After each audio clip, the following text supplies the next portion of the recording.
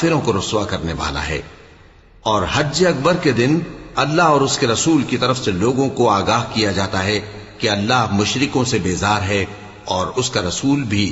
اب اگر تم توبہ کر لو تو تمہارے حق میں بہتر ہے، اور اگر نہ مانو تو جان رکھو کہ تم اللہ کو ہرا نہیں سکو گے۔ اور اے پیغمبر، کافروں کو دکھ دینے والے عذاب کی خبر سنا دو۔ البتہ جن مشرکوں کے ساتھ تم نے عہد کیا ہو اور انہوں نے تمہارا کسی طرح کا قصور نہ کیا ہو اور نہ تمہارے مقابلے میں کسی کی مدد کی ہو، تو جس مدت تک ان کے ساتھ عہد کیا ہو اسے پورا کرو، کہ اللہ پرہیزگاروں کو دوست رکھتا ہے۔ پس جب عزت کے مہینے گزر جائیں تو مشرکوں کو جہاں پاؤ قتل کر دو، اور ان کو پکڑ لو اور گھیر لو، اور ہر گھات کی جگہ ان کی طاق میں بیٹھے رہو۔ پھر اگر وہ توبہ کر لیں اور نماز قائم کرنے اور زکوٰۃ دینے لگیں تو ان کا رستہ چھوڑ دو، بے شک اللہ بخشنے والا ہے، مہربان۔